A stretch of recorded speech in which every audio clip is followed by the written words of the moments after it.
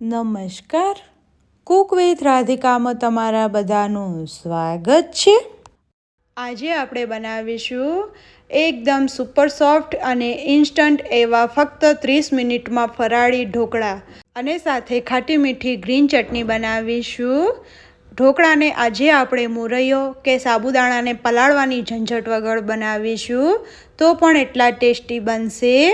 તો ચાલો ઇન્સ્ટન્ટ એવા ફરાળી ઢોકળા બનાવવાનું શરૂ કરીએ। ફરાળી ઢોકળા બનાવવા માટે મેં અહીંયા 1 કપ મોરૈયો અને અડધો કપ સાબુદાણા લીધા છે। બંને વસ્તુને હવે એક મોટા બાઉલમાં ટ્રાન્સફર કરી દઈશું અને હવે તેને 3 થી 4 પાણીથી વોશ કરી લઈશું। મેં બંને વસ્તુને એકદમ સરસ રીતે ક્લીન કરી લીધા છે। હવે તેમાં અડધો કપ ખાટું દહીં એડ કરીશું। જો તમારી પાસે ખાટું દહીં ના હોય તો રેગ્યુલર દહીં યુઝ કરીને અડધું લીંબુ નીચોવી દેવાનું અને બધી જ વસ્તુને સારી રીતે મિક્સ કરી લઈશું। હવે તેમાં થોડું પાણી એડ કરીશું અને હવે તેને ઢાંકીને ફક્ત 15 મિનિટનો રેસ્ટ આપીશું જેથી મોરૈયા તથા સાબુદાણામાં દહીંની સરસ ફ્લેવર આવી જાય। 15 મિનિટ થઈ ગઈ છે। સાબુદાણા, મોરૈયો તથા દહીં એકદમ સરસ રીતે મિક્સ થઈ ગયા છે। હવે તેને એક મિક્સર જારમાં ટ્રાન્સફર કરીશું। ઢોકળામાં હવે તીખાશ માટે 2 લીલા મરચાં અને જો તમારે આદું એડ કરવું હોય તો આદું પણ કરી શકો છો। મિક્સરનું ઢાંકણ બંધ કરી દઈશું અને તેને કરકરું પીસી લઈશું। મેં બંને વસ્તુને કરકરી પીસી લીધી છે, તમે જોઈ શકો છો। હવે તેને મિક્સિંગ બાઉલમાં એડ કરી દઈશું। હવે તેમાં હાફ ટેબલ સ્પૂન સિંધવ મીઠું કે પછી તમારા સ્વાદ અનુસાર અને થોડા કોથમીરના પાન એડ કરી દઈશું। બધી જ વસ્તુને સારી રીતે મિક્સ કરી દઈશું। ઢોકળા ખાવામાં સોફ્ટ બને એ માટે તેમાં 2 ટેબલ સ્પૂન જેટલું કુકિંગ ઓઇલ એડ કરીશું। તમે કોઈ પણ પ્રકારના ઢોકળા બનાવો તો તેમાં કુકિંગ ઓઇલ એડ કરવાથી ઢોકળા સુપર સોફ્ટ બને છે। તેલને પણ બેટરમાં સારી રીતે મિક્સ કરી લઈશું।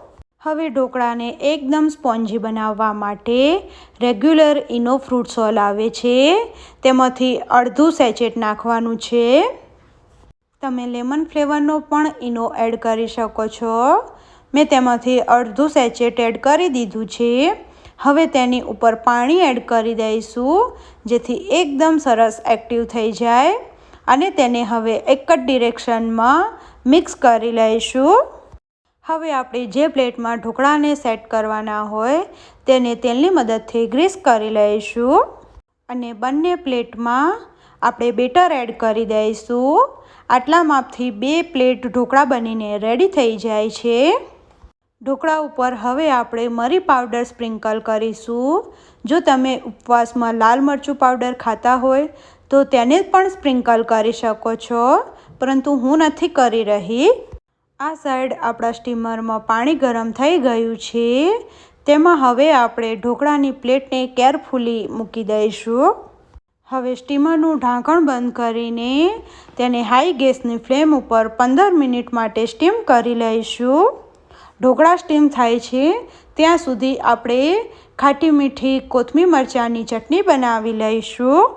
તો એ માટે એક મિક્સર જારમાં મેં અડધો કપ જેવા કોથમીરના પાન લીધા છે। તેમાં તીખાશ માટે 1 લીલું મરચું, હાફ ટીસ્પૂન સિંધવ મીઠું, હાફ ટીસ્પૂન ચાટ મસાલો, 1 ટેબલ સ્પૂન ખાંડ, અડધું લીંબુ નીચોવી દઈશું અને હવે ચટણીમાં એકદમ સરસ થિકનેસ આવે એ માટે મેં થોડા સિંગદાણાને શેકીને ફોતરા કાઢીને એડ કર્યા છે અને તેમાં ફક્ત 2 ટેબલ સ્પૂન જેટલું પાણી એડ કરીશું અને તેને એકદમ સ્મૂથ પીસી લઈશું। મેં ચટણીને એકદમ સ્મૂથ પીસી લીધી છે। હવે તેને એક વાટકીમાં ટ્રાન્સફર કરી લઈશું। તો ઢોકળા સાથે ખાવાની મજા આવે તેવી એકદમ ચટપટી ગ્રીન ચટણી બનીને રેડી થઈ ગઈ છે। ઢોકળાને સ્ટીમ કરવા રાખે 15 મિનિટ થઈ ગઈ છે। તેને ચેક કરી લઈશું। ચપ્પુ નાખીને જોઈએ તો એકદમ ક્લિયર ચપ્પુ બહાર આવે છે, એટલે કે આપણા ઢોકળા એકદમ સરસ રીતે સ્ટીમ થઈ ગયા છે. તેને બહાર નીકાળી દઈશું અને થોડા ઠંડા કરી લઈશું. ઢોકળા થોડા ઠંડા થઈ ગયા છે, તેને આપણે કટ કરી લઈશું. તમારે જેવડી સાઇઝના પીસ કરવા હોય તેટલા કરી શકો છો. મેં ઢોકળાના પીસ કરી લીધા છે. હવે આપણે તેનો વઘાર કરીશું. જો તમારે ઢોકળા ઉપર વઘાર ના કરવો હોય ત્યારે ઢોકળા ગરમ ગરમ હોય એટલે તેના ઉપર 1 ટેબલસ્પૂન તેલ સ્પ્રેડ કરી દેવાનું. તેલ ગરમ થઈ ગયું છે. તેમાં હવે 1/2 ટીસ્પૂન જેટલું જીરું, 1 ટેબલસ્પૂન સફેદ તલ, 10થી 12 મીઠા લીમડાના પાન અને 2 લીલા મરચાંને સ્લાઇસમાં કટ કરેલા એડ કરી દઈશું. વઘારને હવે આપણે ઢોકળા ઉપર સ્પ્રેડ કરી દઈશું અને હવે આપણે ઢોકળાને અનમોલ્ડ કરીશું. તમે જોઈ શકો છો કે એકદમ સુપર સોફ્ટ ઢોકળા બનીને રેડી થઈ ગયા છે.